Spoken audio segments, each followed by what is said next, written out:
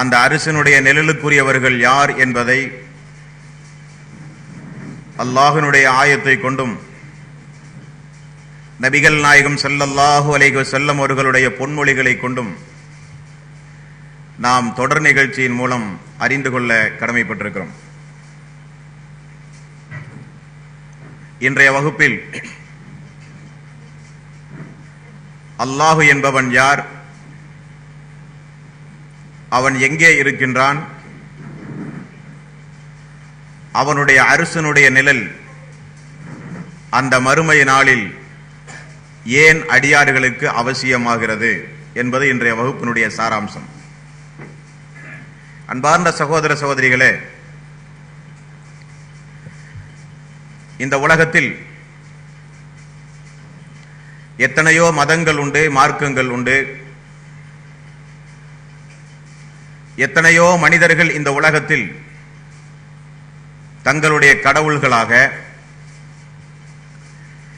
இறைவனால் அனுப்பப்பட்ட இறை தூதர்களை வணங்குகிற மக்களும் உண்டு. இறைவனால் படைக்கப்பட்ட சூரியனை, சந்திரனை, இன்னபிற எத்தனையோ உயிரற்ற பொருள்களை வணங்குகிற மக்கள் உண்டு. இறைவனுக்கு உருவங்களை கற்பித்து உருவ வழிபாடு நடத்துகிற மக்கள் இந்த மனித சமூகத்திலே உண்டு. அந்த உருவ வழிபாட்டிலும் குழந்தை தெய்வங்கள், பெண்கள் தெய்வங்கள், ஆண்கள் தெய்வங்கள், இப்படி பல முகங்கள் உடைய தெய்வங்களும் இந்த மனித சமூகத்திலே உண்டு. அதில் இஸ்லாமியர்களாகிய நாம் இந்த உலகத்திற்கு அல்லாஹுவால் வழங்கப்பட்ட திருக்குர்ஆனின் மூலம் நமக்கும் ஒரு இறைவனை பற்றி இறை தூதராகிய நபிகள் நாயகம் ஸல்லல்லாஹு அலைஹி வஸல்லம் அவர்கள் அறிமுகம் செய்திருக்கிறார்.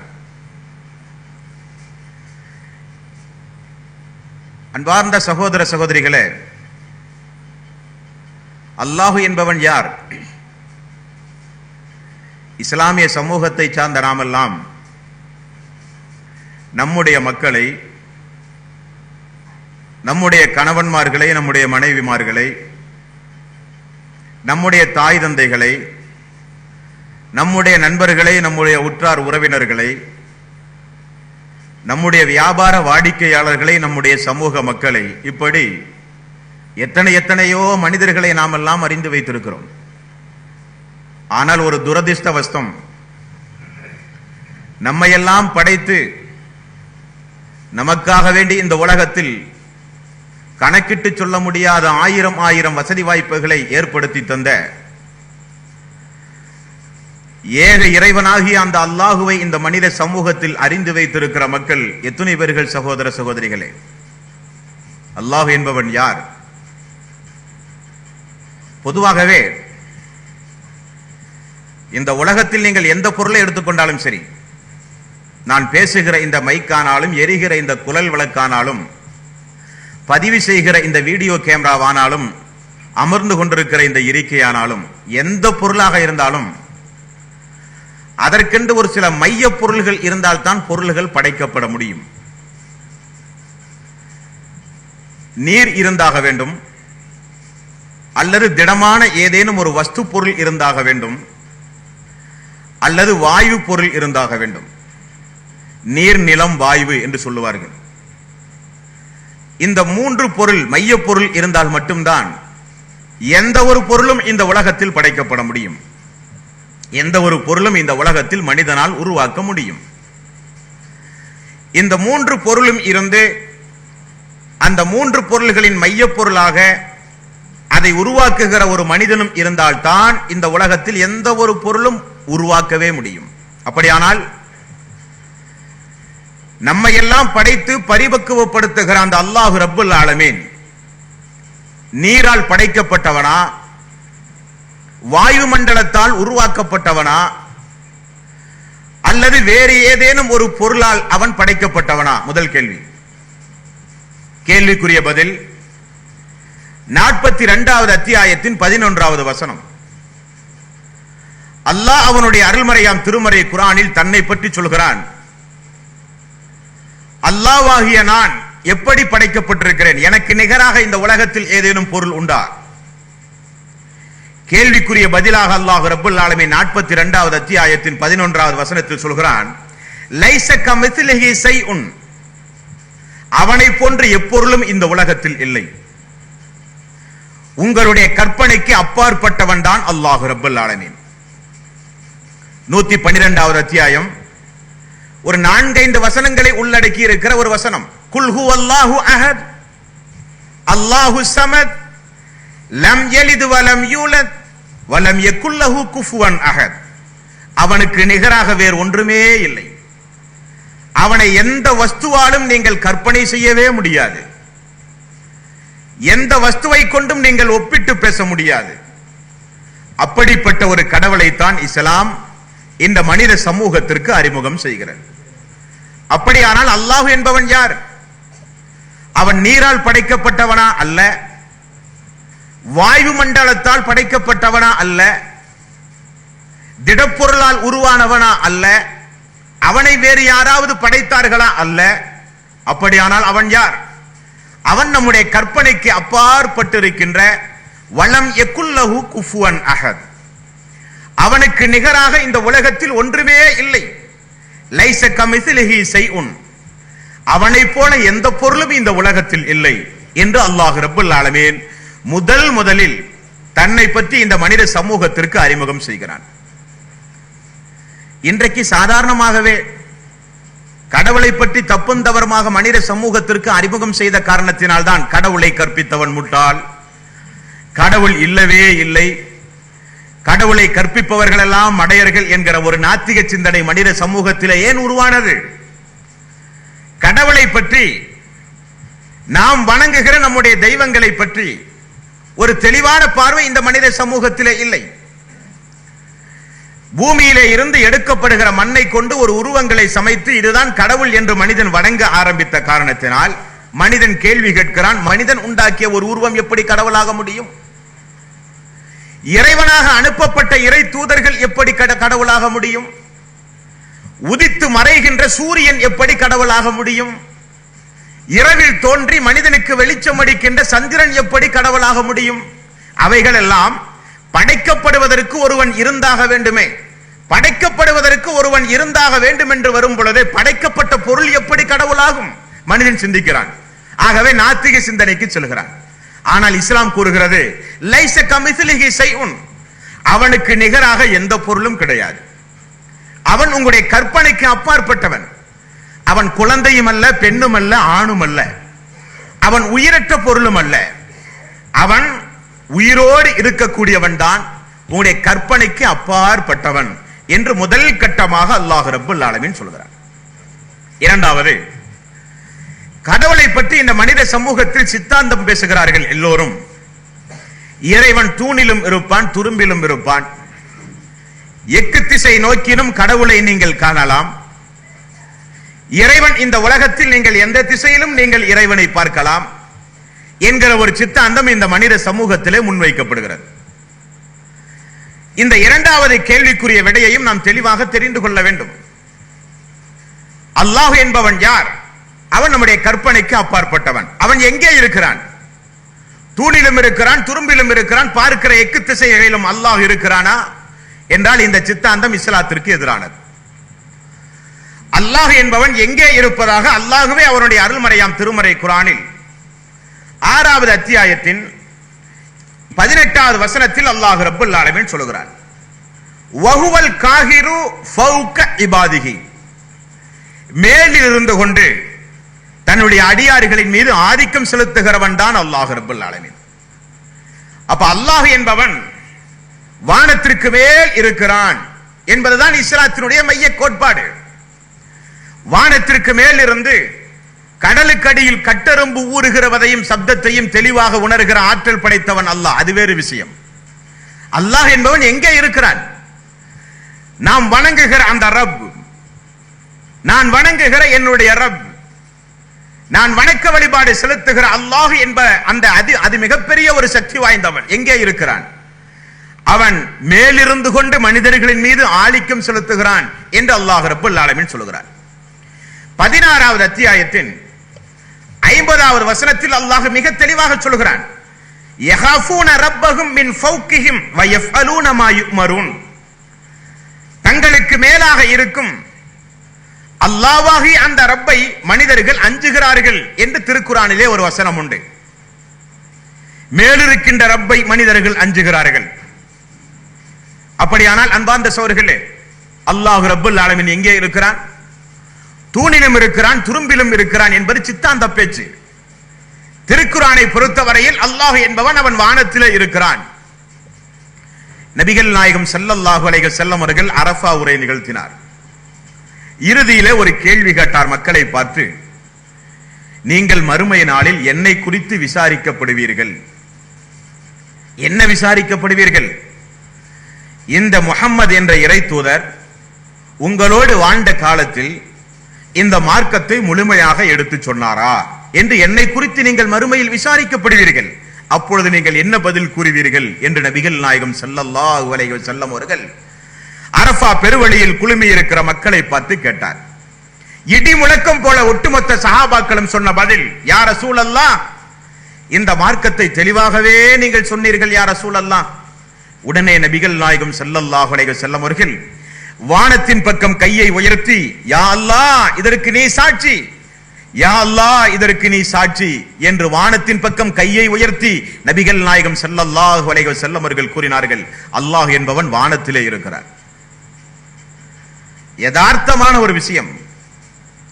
நபிகள் நாயகம் ஸல்லல்லாஹு அலைஹி வஸல்லம் அவர்கள் மிஅராஜுடைய பயணத்தின் பொழுது எங்கு சென்றார்? எட்டு திசையிலும் இறைவன் இருக்கிறான் என்றால் அல்லாஹ்வுடைய தூதர் எங்கே சென்றார் மிஅராஜுக்கு? 7 வானத்தையும் தாண்டி நபிகள் நாயகம் ஸல்லல்லாஹு அலைஹி வஸல்லம் அவர்கள் அல்லாஹ்வோடு உரையாடல் நிகழ்த்தினார். அதுதான் மிஅராஜ் என்ற பயணத்தின் தனிச்சிறப்பு என்பதை நாம் எல்லாம் புரிந்து வைத்திருக்கிறோம். மேராஜின் பொழுது ரசூல் ஸல்லல்லாஹு அலைஹி வஸல்லம் அவர்கள் சென்ற இடம் வானத்திற்கு மேல் இருக்கிற உன்னதமான சித்ரத்துல் முன்தஹா என்று சொல்லப்படுகிற ஒரு எல்லை வரை நபிகள் நாயகம் ஸல்லல்லாஹு அலைஹி வஸல்லம் அவர்கள் சென்றார்கள் என்று பார்க்கிறோமே. அப்படியானால் அல்லாஹ் என்பவன் வானத்திலே இருக்கிறான். மலக்குமார்களிலே பலதரப்பட்ட மலக்குமார்கள் உண்டு சகோதர சகோதரிகளே. மனிதர்களுடைய இபாதத்துகளை சரிவர கணக்கிட்டு அல்லாஹ்வுடைய சன்னிதானத்திலே ஒப்படைக்கக்கூடிய மலக்குமார்களும் உண்டு. அதில் ஒரு சாரார் ஃபஜ்ரிலிருந்து அஸர் வரை நம்மோடு இருப்பார்கள். அஸரிலிருந்து மீண்டும் ஃபஜ்ர் வரை இன்னொரு வானவர்கள் நம்மோடு இருப்பார்கள். இந்த 2 வானவர்களும் சந்திக்கக்கூடிய இடமே ஃபஜ்ரும் அஸரும் தான். அஸரிலிருந்து ஃபஜ்ர் வரை நம்மோடு இருக்கிற வானவர் ஃபஜ்ர் வந்தவுடனே நம்முடைய நடவடிக்கை அனைத்தையும் பதிவு செய்து அவரை எடுத்துச் செல்கிறாராம். ஃபஜ்ரிலிருந்து அஸர் வரை நம்மோடு இருக்கிற வானவர் நம்முடைய நடவடிக்கை பகல் பொழுதிலே அஸர் வரை நாம் செய்கிற மாலை பொழுது வரை செய்கிற நடவடிக்கை அனைத்தையும் பதிவு செய்து அவரும் அல்லாஹ்விடத்திலே கொண்டு செல்கிறாராம். அந்த நபிமொழி முஸ்லிமிலே இடம்பெறுகிறது. அந்த நபிமொழியை படித்து பாருங்கள்.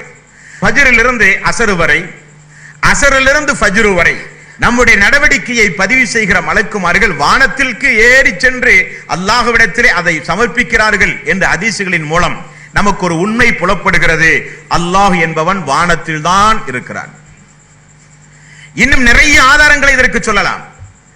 நபிகள் நாயகம் ஸல்லல்லாஹு அலைஹி வஸல்லம் அவர்கள் ஒரு கட்டத்திலே சொல்கிறார், பூமியில் உள்ளவர்களின் மீது நீங்கள் கருணை காட்டினால் வானத்தில் இருக்கின்ற அல்லாஹ் உங்களின் மீது கருணை காட்டுவான். எவ்வளவு அருமையான ஒரு நபிமொழி பார்த்தீர்களா?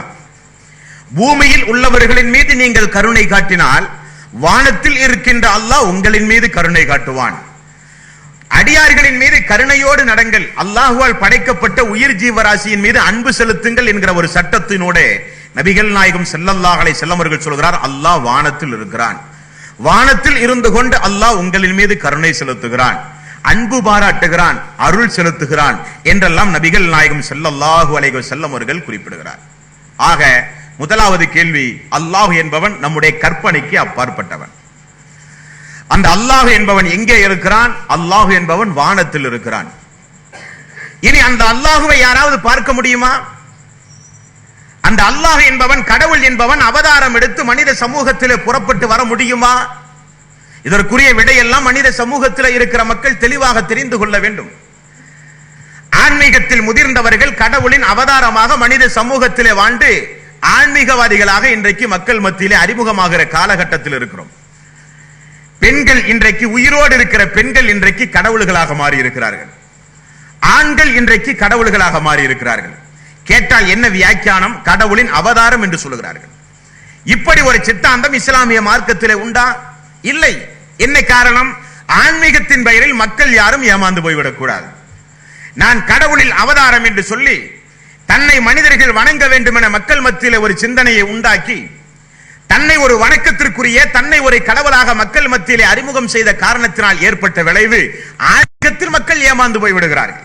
மனிதன் எப்படி கடவுளாக முடியும் என்று மனிதன் சிந்திக்கிறான்.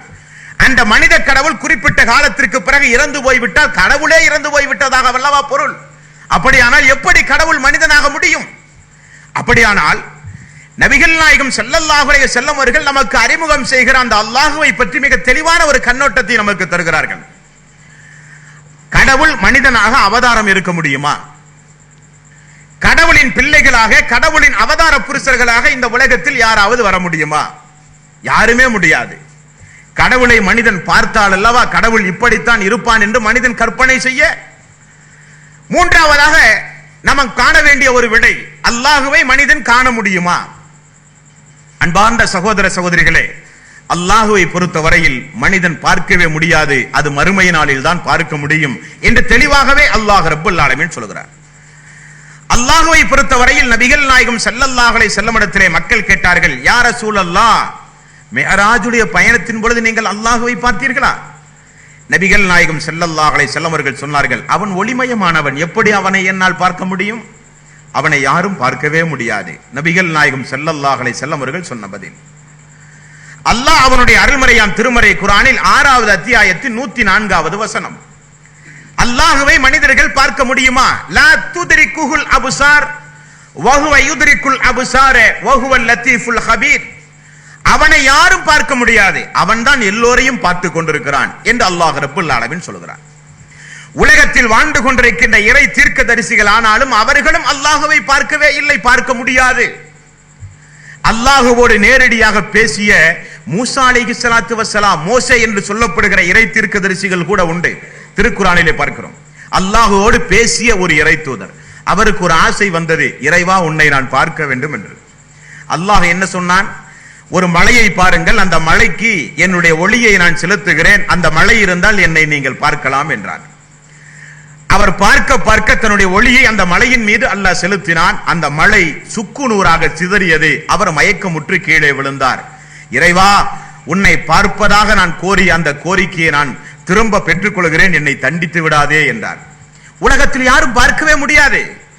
இறைவனை மனிதன் பார்க்க முடியும், இறை தூதர்கள் இறைவனை பார்க்க முடியும் என்கிற ஒரு சித்தாந்தம் இருக்குமே. ஆனால் மனிதன் இறைவனுக்கு உருவங்களை என்றைக்கோ கற்பித்திருப்பான்.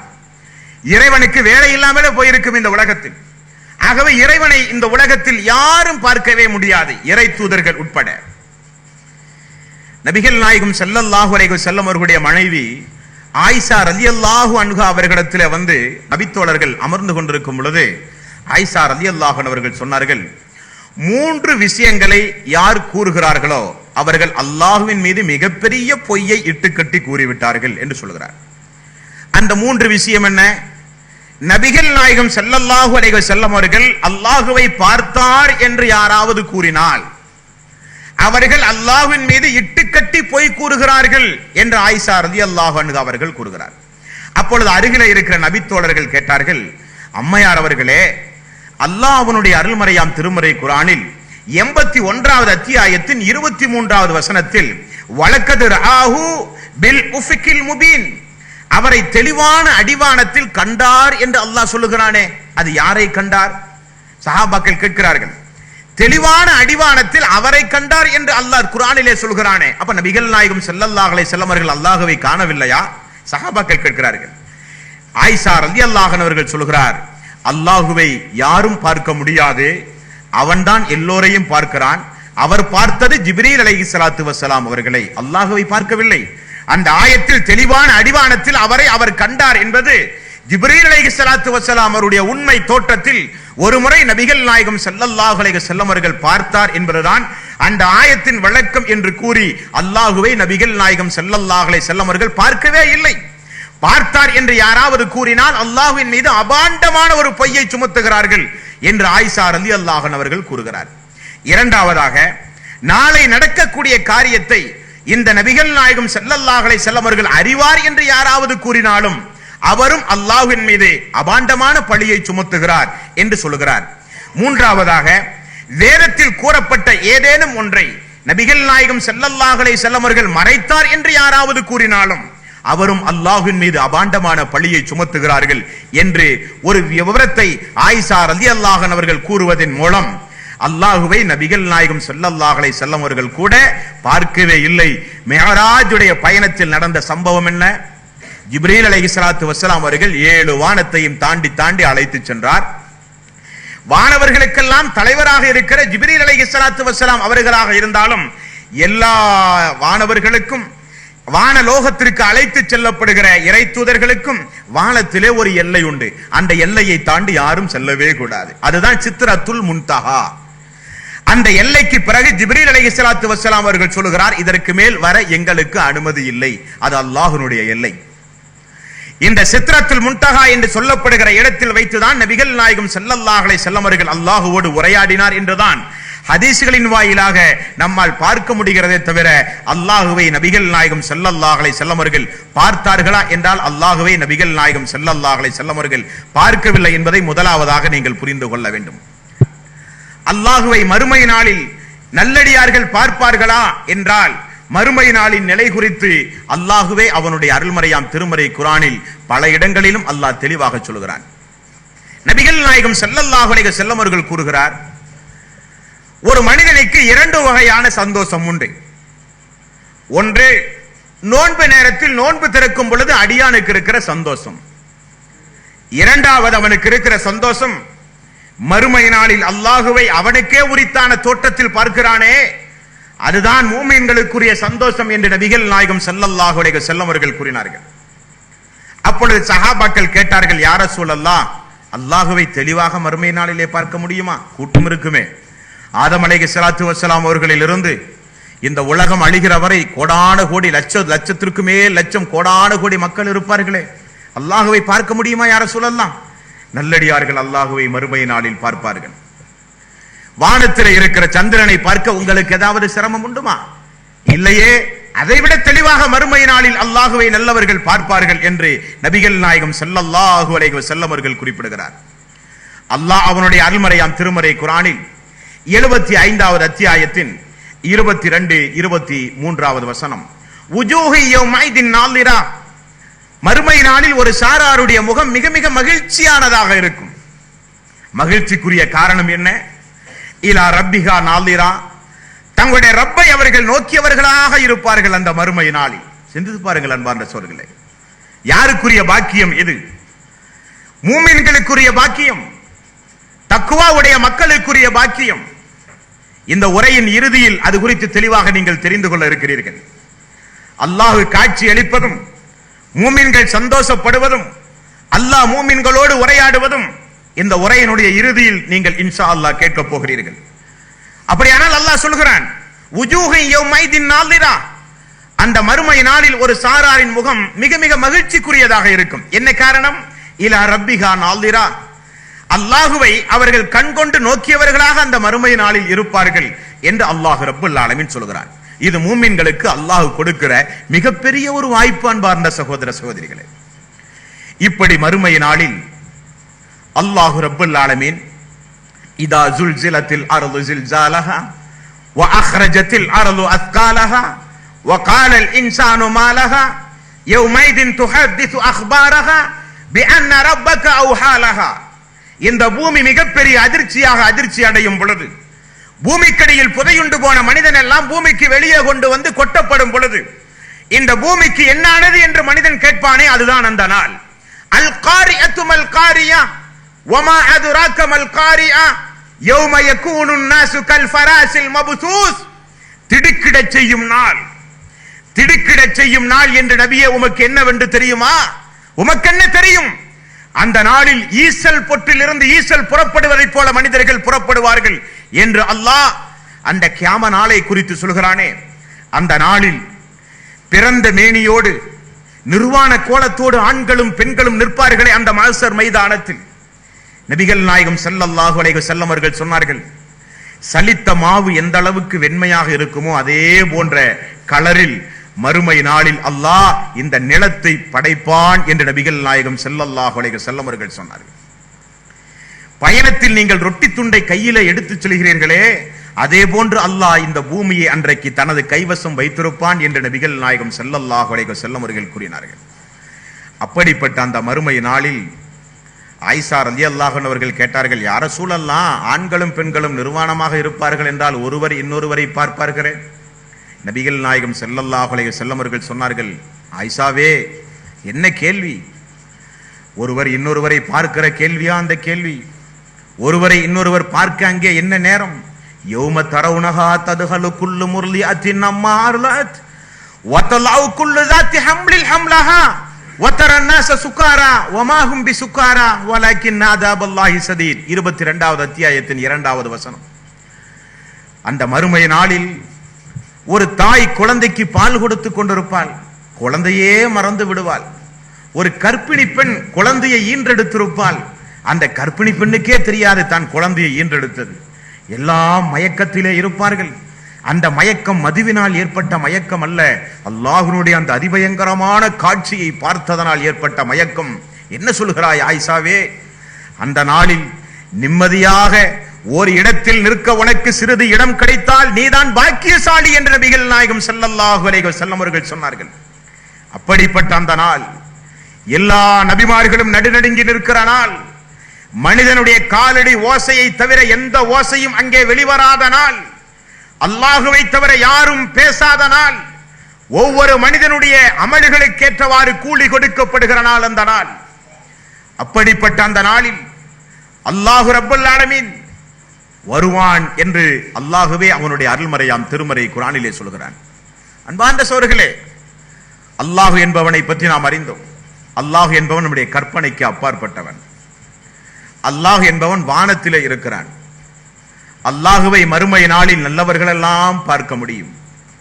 அல்லாஹ் என்பவன் எங்கே இருக்கிறான்? அதுதான் தலைப்பு. அல்லாஹ் என்பவன் எங்கே இருக்கிறான்? அல்லாஹ் என்பவன் வானத்திலே இருக்கிறான். வானத்தில் எங்கே இருக்கிறான்? 20வது அத்தியாயத்தின் 5வது வசனம். அர் ரஹ்மானு அலல் அர்ஷி இஸ்தவா. அல்லாஹ் என்பவன் அர்ஷின் மீது அமர்ந்திருக்கிறான். அல்லாஹ் என்பவன் அர்ஷின் மீது அமர்ந்திருக்கிறான். 32வது அத்தியாயத்தின் 4வது வசனம். இந்த வசனத்திலும் அல்லாஹ் ரப்பல் ஆலமீன் சொல்கிறான், அல்லாஹுல்லதி ஹலக்கஸ் ஸமாவாத்தி வல் அர்ல வமா பைனஹுமா ஃபீ சித்தத்தி அய்யாமின் ஸும்ம இஸ்தவா அலல் அர்ஷ். வானங்களையும் பூமியையும் அல்லாஹ் படைத்து அர்ஷின் மீது அல்லாஹ் அமர்ந்தான். அப்ப அல்லாஹ் என்பவன் எங்கே இருக்கிறான்? அல்லாஹ் என்பவன் அர்ஷின் மீது அமர்ந்து கொண்டிருக்கிறான்.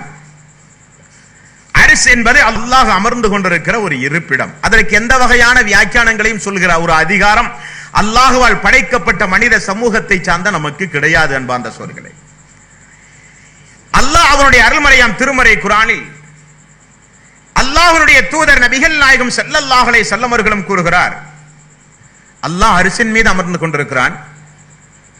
அந்த அரிசை 8 மலக்குமார்கள் சுமந்து கொண்டிருக்கிறார்கள். மலக்குமார்களை பொறுத்தவரையிலே பலதரப்பட்ட மலக்குமார்கள் இருக்கிறார்கள். அல்லாஹ்வுடைய அடியார்களே, மலக்குமார்களுடைய எண்ணிக்கையை நீங்கள் புரிந்து கொள்ள வேண்டுமானால் ஒரே ஒரு நபிமொழி. இந்த உலகத்தில் லட்சோப லட்ச மக்கள் இருக்கிறார்கள். ஃபஜ்ரிலிருந்து அதிகாலை பொழுதிலிருந்து மாலை பொழுது வரை நம்முடைய நடவடிக்கையை பதிவு செய்ய ஒரு மலக்கு, மாலை பொழுதிலிருந்து இரவு நேரம் வரை ஃபஜ்ர் வரை நம்முடைய நடவடிக்கையை பதிவு செய்கிற மலக்கு. இவர்கள் இந்த வேலையை மட்டும்தான் பார்க்கிறார்கள். ஒரு மனிதனுக்கு 2 மலக்கு. நன்மை தீமையை பதிவு செய்கிற மலக்கு தனி. அதிகாலை பொழுது ஃபஜ்ருடைய நேரத்தில் அல்லாஹ்வுடைய அருளை சுமந்து வருகிற மலக்குமார்கள் தனி. மனிதனுடைய உயிர்களை கைப்பற்றுவதற்கென்றே அல்லாஹ் ஒரு சில மலக்குமார்களை வைத்திருக்கிறான். அவர்கள் நம்முடைய பின்னால் வந்து கொண்டே இருப்பார்கள். அந்த மலக்கு தனி. அல்லாஹ் தன்னுடைய ரப் என்று கூறி அல்லாஹ்வுடைய விஷயத்தில் யார் உறுதியோடு இருக்கிறார்களோ அவர்களை காப்பாற்ற விசேஷமான மலக்கை அல்லாஹ் அனுப்புவானாம். அந்த மலக்குமார்கள் தனி. மழை பெய்ய அதற்குரிய ஏற்பாடு செய்ய ஒரு சில மலக்குமார்கள் தனி. உலகத்திலே பூமி அசையாமல் இருப்பதற்காக வேண்டி அல்லாஹ் நட்டு வைத்திருக்கின்ற மலைகளை பாதுகாக்கின்ற மலக்கு தனி. கேள்வி கணக்கு கேட்கப்படுகிற மலக்கு தனி. லட்சோப லட்சம் மலக்குமார்கள் ஒரு நபிமொழியின் மூலம் நம்மால் தெரிந்து கொள்ள முடியும். இந்த உலகத்தில் உன்னதமான ஒரு பள்ளி உண்டு என்றால் என்ன பள்ளி? அது புனிதமிக்க கௌபா, மஸ்ஜிது நபவி, மஸ்ஜிதுல் அக்ஸா, மனிதர்கள் தொழுகிற பள்ளி. மலக்குமார்கள் தொழுகிற பள்ளி எது சகோதரர்களே?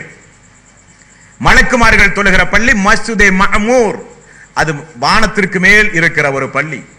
நபிகள் நாயகம் ஸல்லல்லாஹு அலைஹி வஸல்லம் அவர்கள் சொல்கிறார், 70,000 வானவர்கள் ஒரு நேர இறைவனை திக்ர் செய்ய பள்ளிக்குள் நுழைவார்களாம். அந்த மலக்கு திரும்ப செல்ல மாட்டார்களாம். கற்பனை செய்து பாருங்கள், ஒரு நேரத்திற்கு 70,000 மலக்குமார்கள் மஸ்ஜிதே மஅமூர் என்று சொல்லப்படுகிற பள்ளிக்குள் நுழைகிறார்கள் அல்லாஹ்வை வணங்க. திரும்ப அந்த மலக்கு செல்ல மாட்டார்கள். மீண்டும் புதிய 70,000 மலக்கு என்றால் சுபஹானல்லாஹ். அல்லாஹ்வுடைய கட்டளையை செயல்படுத்த இந்த உலகத்தில் எத்துணை வானவர்கள்.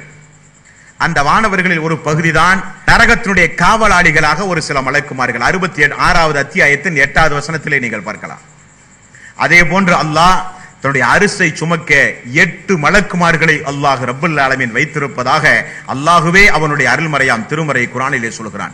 69வது அத்தியாயத்தின் 17வது வசனம், அல்லாஹ்வுடைய அரிசை அந்த மறுமை நாளில் 8 மலக்குமார்கள் சுமந்து வருவார்கள் என்று அல்லாஹ் சொல்கிறான். 89வது அத்தியாயத்தின் 21, 22வது வசனம், கல்லா இதா துக்கத்தில் அர்லு தக்கன் தக்கா, தூள் தூளாக இந்த பூமி சிதறும் பொழுது, வஜாஅ ரப்புக வல் மலக்கு ஸஃபன் ஸஃபா, வானவர்கள் அணிவகுத்து நிற்கும் பொழுது அல்லாஹ் வருவான் அந்த மறுமை நாளில். அல்லாஹ் வருவான் அந்த மறுமை நாளில். எப்படி வருவான்? இந்த 8 மலக்குமார்களும் அல்லாஹ்வுடைய அரிசை சுமந்து அல்லாஹ் ரப்பல் ஆலமீன் அந்த மறுமை நாளில் வருவான். அப்பொழுது மனிதர்களுடைய நிலைமை எல்லாம் எப்படி இருக்கும்? மனிதர்களுடைய நிலைமை எல்லாம் அந்த மறுமை நாளில் எப்படி இருக்கும் என்றால், நபிகள் நாயகம் ஸல்லல்லாஹு அலைஹி வஸல்லம் அவர்கள் கூறுகிறார், 1 மைல் தொலைவு தூரத்தில் சூரியன் கொண்டு வரப்படும் அந்த மறுமை நாளில். உங்களுக்கு ஒரு சந்தேகம் வரும், லட்சோப லட்ச தொலைவு தூரத்தில் இருக்கிற அந்த சூரிய வெப்பத்தை கூட கோடை காலத்தில் நம்மால் தாங்க முடியவில்லையே, அந்த வெயிலுக்கு கூட ராஜஸ்தான் போன்ற வட மாநிலங்களில் எத்தனையோ மனிதர்கள் சாகிறார்கள், இறந்து போய்விடுகிறார்கள். 1 மைல் தொலைவு தூரத்தில் சூரியன் வந்தால் மனிதன் எப்படி நிற்பது அந்த நாளில்? ஒரு கேள்வி வரும் அல்லவா? அன்பார்ந்த சகோதரர்களே, நீங்கள் ஒரு விஷயத்தை தெளிவாக தெரிந்து கொள்ள வேண்டும். இந்த உலகத்தில் வாழ்ந்து கொண்டிருக்கின்ற இந்த உடம்பல்ல, மறுமையில் அல்லாஹ் நம்மை எழுப்பும் பொழுது, அல்லாஹ் மீண்டும் உயிர் கொடுத்து நம்மை எழுப்பும் பொழுது, நம்முடைய கண், நம்முடைய உடல், நம்முடைய அங்க அவயங்கள், நம்முடைய உடம்பிலே இருக்கிற இன்ன பிற ஆரோக்கியங்கள் அனைத்தும் வித்தியாசப்படும்.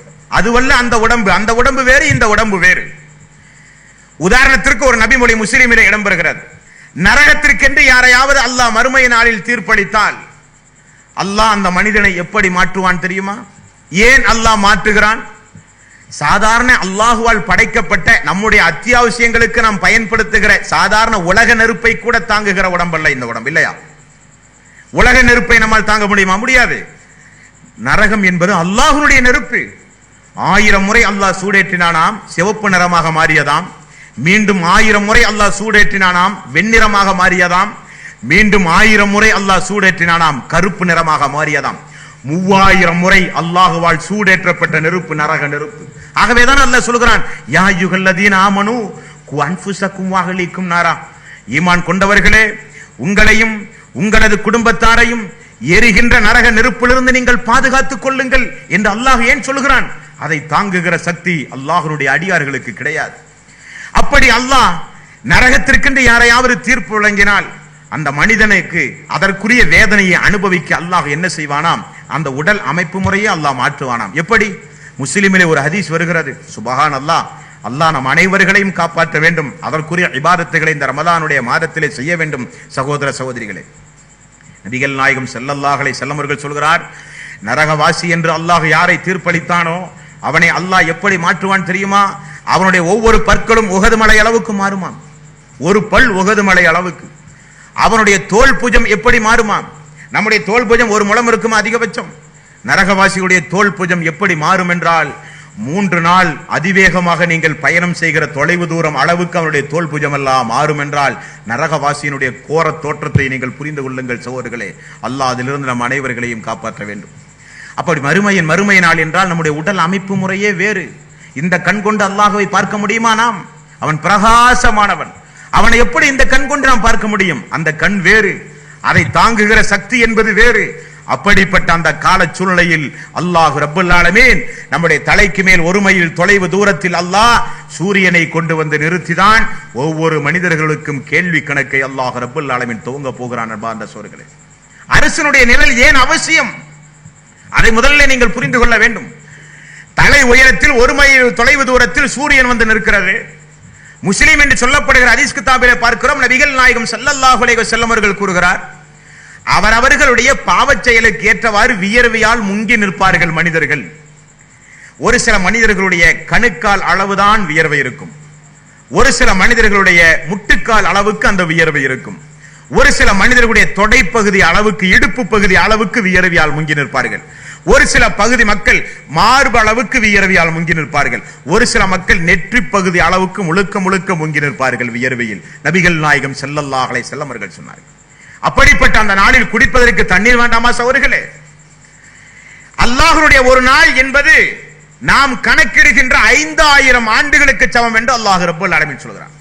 திருக்குர்ஆனிலே பார்க்கிறோம், 5000 ஆண்டுகளுக்கு சமம் அல்லாஹ்வுடைய ஒரு நாள் என்பது.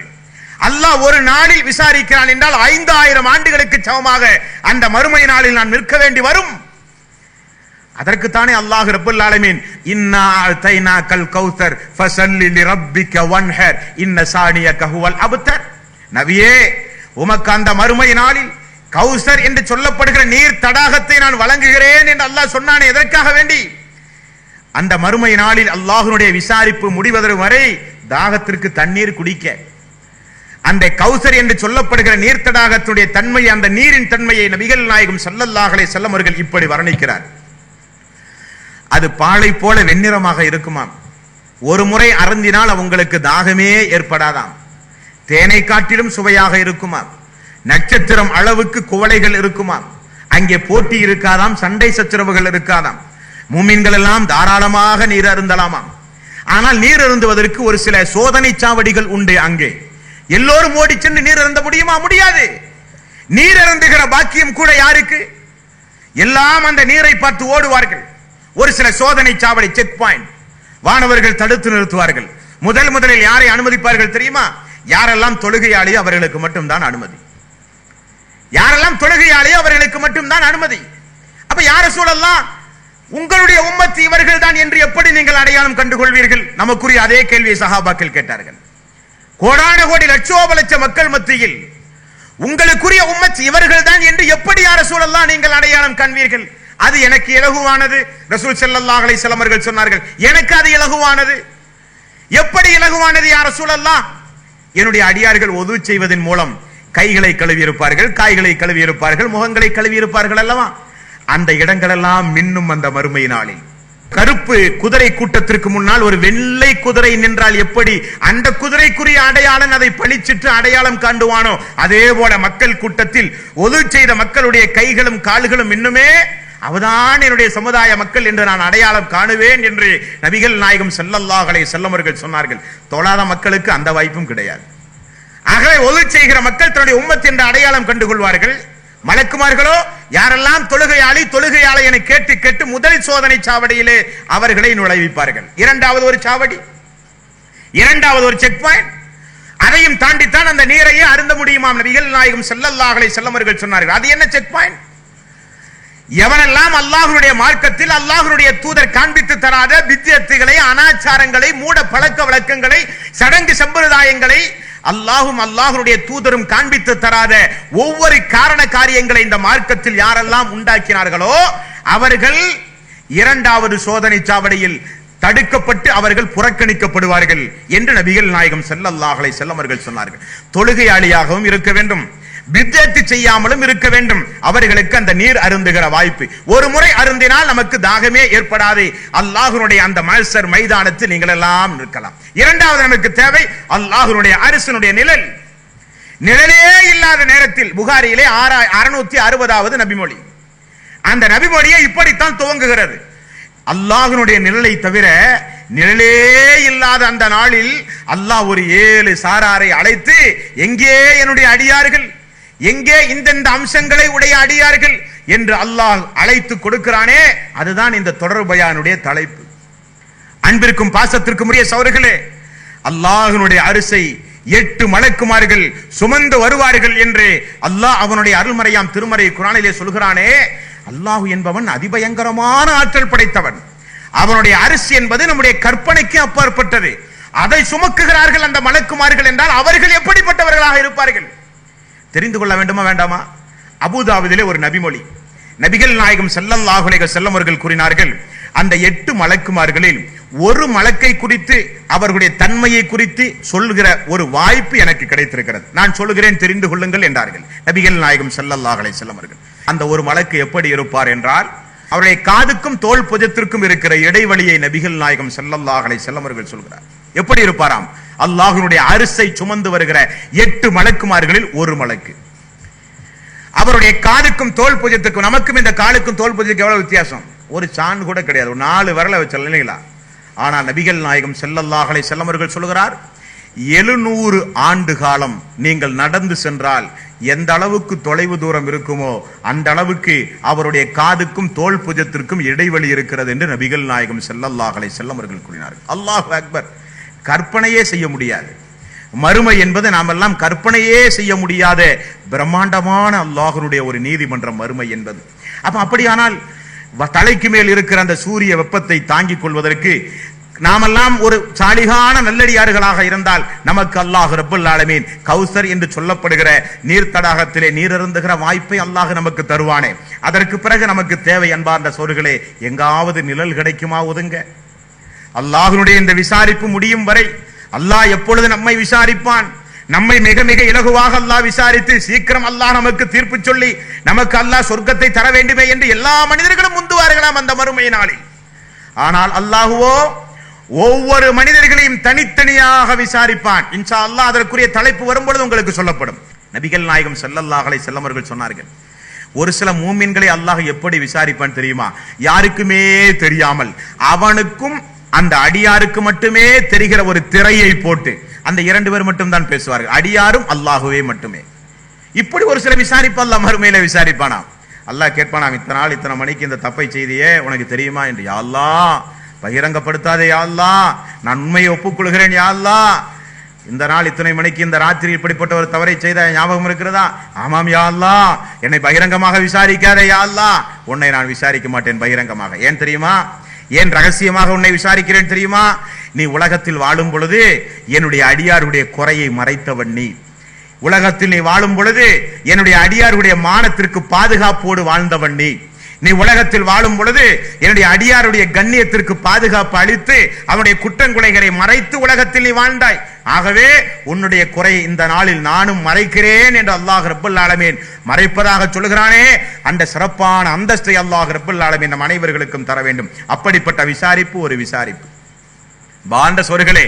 அப்படிப்பட்ட அந்த நேரத்தில் தான் அல்லாஹ்வுடைய அந்த அரிசிக்கு கீழ் சிறிது நிழல் இருக்கும் என்று நபிகள் நாயகம் ஸல்லல்லாஹு அலைஹி வஸல்லம் அவர்கள் புகாரியினுடைய 660வது நபிமொழியிலே நாம் பார்க்க முடிகிறது.